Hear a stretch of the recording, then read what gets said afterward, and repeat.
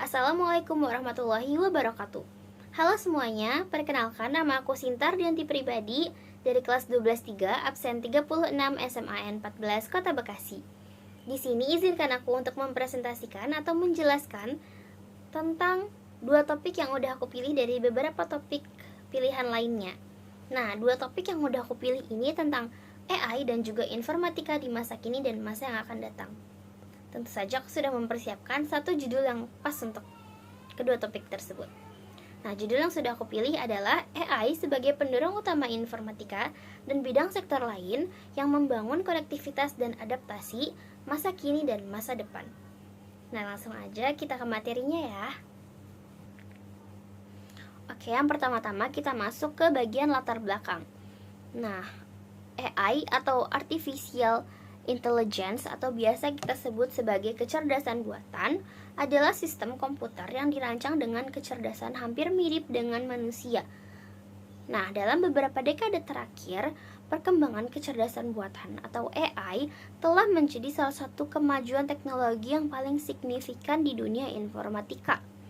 Nah, AI tidak hanya mendorong perubahan besar dalam cara sistem komputasi beroperasi, tetapi juga membentuk fondasi bagi teknologi masa depan yang lebih adaptif dan terhubung atau lebih terkoneksi antara satu dengan yang lainnya. Nah, kombinasi dari kedua topik yang sudah disebutkan tadi saat awal akan membentuk dasar bagi teknologi masa depan yang lebih responsif dan berkelanjutan. Dengan AI sebagai penggerak utama, informatika tidak hanya berperan dalam meningkatkan konektivitas di masa kini, tetapi juga dalam mempersiapkan kemampuan adaptasi yang lebih baik untuk menghadapi tantangan teknologi yang belum terbayangkan di masa depan. Kita masuk ke bagian rumusan masalah. Di sini saya sudah menyiapkan 8 rumusan masalah yang dapat membantu kita untuk mendalami lebih lanjut terkait materi tentang AI dan juga informatika di masa kini dan masa yang akan datang. Untuk rumusan masalah yang pertama, bagaimana kecerdasan buatan atau AI berperan sebagai pendorong utama dalam perkembangan bidang informatika saat ini. Kemudian rumusan masalah yang kedua, sejauh mana AI telah membantu membangun konektivitas dan efisiensi di berbagai sektor melalui penerapan teknologi informatika. Kemudian, rumusan masalah yang ketiga, apa saja tantangan utama yang dihadapi dalam integrasi AI dan informatika dalam menghadapi perubahan teknologi yang cepat.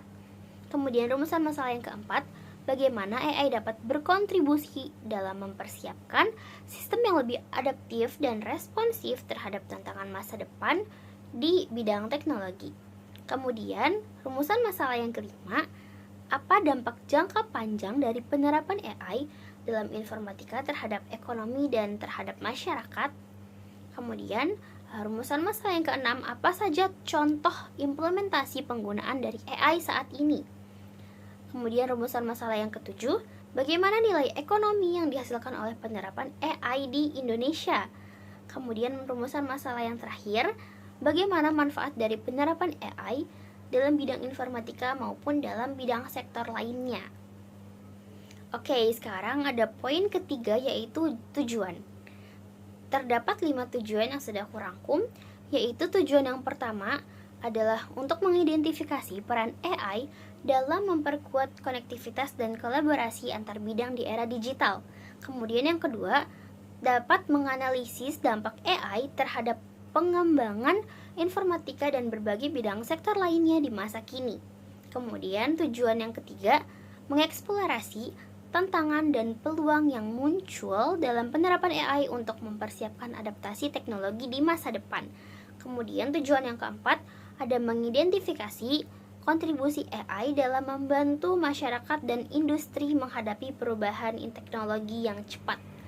Kemudian tujuan yang terakhir yaitu yang kelima, yaitu merumuskan strategi penggunaan AI yang efektif untuk mendukung inovasi dan juga transformasi digital berkelanjutan. Kemudian poin yang keempat adalah manfaat. Terdapat 7 manfaat yang sudah dirangkum menjadi satu, yaitu yang pertama, peningkatan efisiensi dan produktivitas. AI membantu mempercepat proses dan otomatisasi di berbagai bidang. Dan AI juga membantu meningkatkan efisiensi dalam operasional sehari-hari. Kemudian manfaat yang kedua ada konektivitas yang lebih baik. AI memperkuat jaringan koneksi antara berbagai sektor bidang lainnya seperti industri, pendidikan, pemerintahan, sehingga dapat memperbaiki kolaborasi global. Kemudian manfaat yang ketiga ada adaptasi teknologi yang lebih mudah. Memahami peran AI dalam mempersiapkan masyarakat dan industri untuk beradaptasi terhadap perkembangan teknologi yang cepat di era sekarang. Kemudian manfaat yang keempat, ada inovasi dan pengembangan baru. Kemudian manfaat yang kelima, ada pengambilan keputusan yang lebih akurat. Dengan analisis data yang didukung AI, keputusan di berbagai bidang dapat dibuat lebih cepat dan juga akurat. Kemudian manfaat yang keenam, pengembangan ekonomi digital. Dan manfaat yang terakhir, terdapat kesiapan masa depan. Oke, selanjutnya kita masuk pada pembahasan tentang rumusan masalah yang sudah kita paparkan tadi, yang sudah saya paparkan tadi sebelumnya. Terdapat 8 rumusan masalah dan sekarang kita akan membahas rumusan masalah yang pertama. Ada pertanyaan tentang bagaimana kecerdasan buatan atau AI berperan sebagai pendorong utama dalam perkembangan bidang informatika saat ini. Nah, terdapat beberapa peran utama AI dalam mendorong perkembangan informatika. Yang pertama ada otomatisasi, proses, dan pengambilan keputusan. Contoh penerapannya ada pada otomasi industri seperti robotik cerdas, kemudian ada rantai pasokan atau logistik otomatis. Yang ketiga ada bisnis, contohnya seperti otomasi customer service melalui chatbot.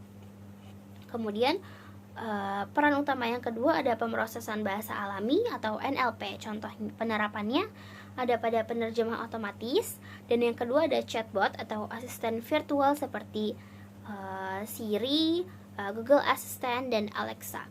Kemudian yang ketiga terdapat penerapan keamanan cyber. Kemudian yang keempat terdapat pengembangan algoritma dan pemrograman. Kemudian yang kelima terdapat inovasi di bidang kesehatan dan bidang bioteknologi. AI digunakan untuk memproses data medis dalam jumlah besar dan membantu dalam mendiagnosa penyakit, kemudian penemuan obat baru, dan bahkan dalam pembedahan dengan bantuan robotik. Sistem AI mampu menganalisis gambar medis seperti MRI dan X-ray dan memberikan hasil yang lebih cepat serta akurat dibandingkan dengan pendekatan konvensional. Kemudian peran yang terakhir terdapat pengembangan game dan hiburan. AI digunakan untuk menciptakan pengalaman yang lebih mendalam dan realistis dalam game, film, dan konten interaktif lainnya. Algoritma AI digunakan dalam simulasi karakter, gameplay adaptif, dan dalam mengembangkan lingkungan virtual yang lebih dinamis. Kemudian pada rumusan masalah yang kedua, terdapat pertanyaan sejauh mana AI telah membantu mengembangkan konektivitas dan efisiensi di berbagai sektor melalui penerapan teknologi informatika. Nah, AI telah membantu membangun konektivitas dan efisiensi di berbagai sektor melalui penerapan teknologi informatika dengan cara-cara yang pertama, ada otomatisasi proses bisnis, yang kedua ada optimalisasi jaringan dan infrastruktur, yang ketiga ada kesehatan, yang keempat ada keuangan, yang kelima ada pertanian, yang keenam ada pendidikan, yang ketujuh ada keamanan cyber, dan yang kedelapan ada konektivitas smart city. Oke, selanjutnya ada rumusan masalah yang ketiga. Ada pertanyaan tentang apa saja tantangan utama yang dihadapi dalam integrasi AI dan informatika dalam menghadapi perubahan teknologi yang cepat.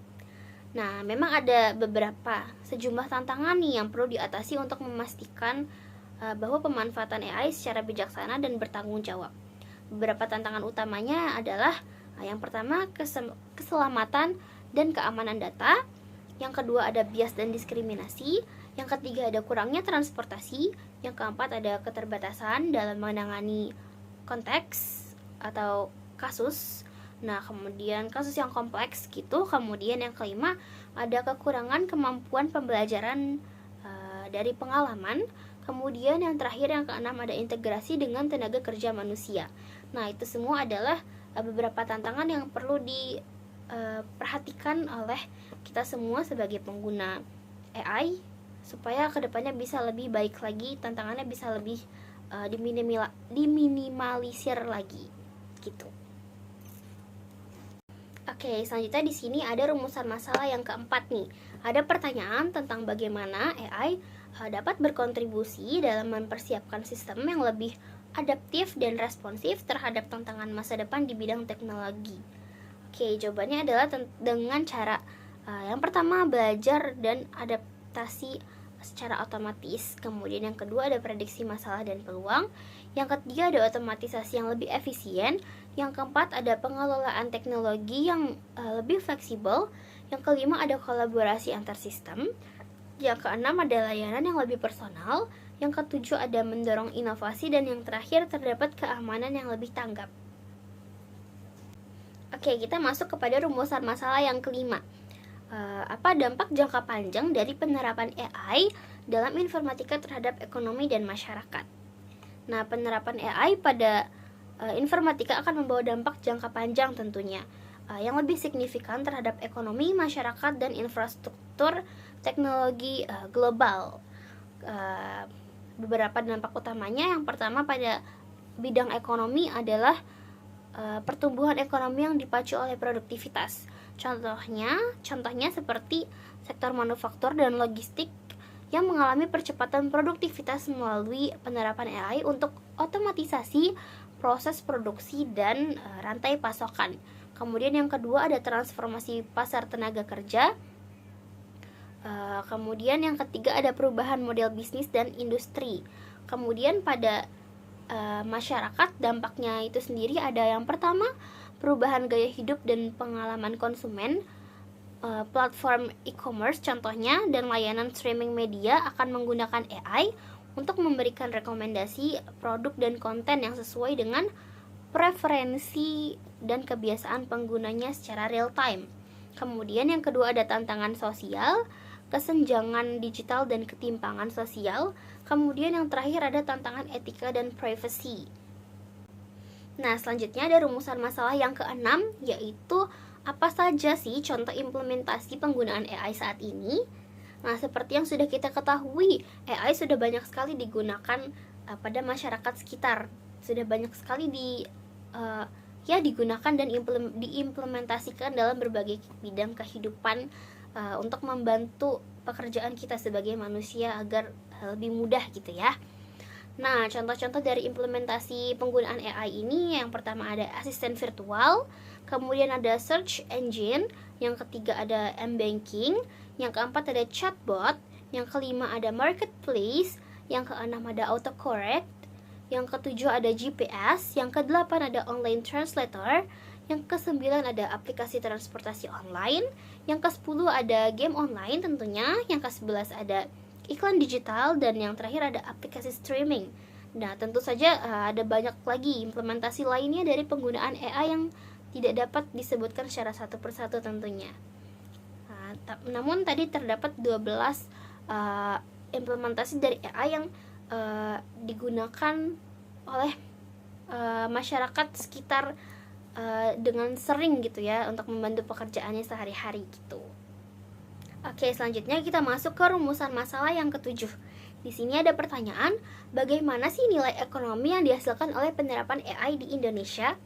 Di sini aku mengutip jawabannya dari websitenya kompas.com.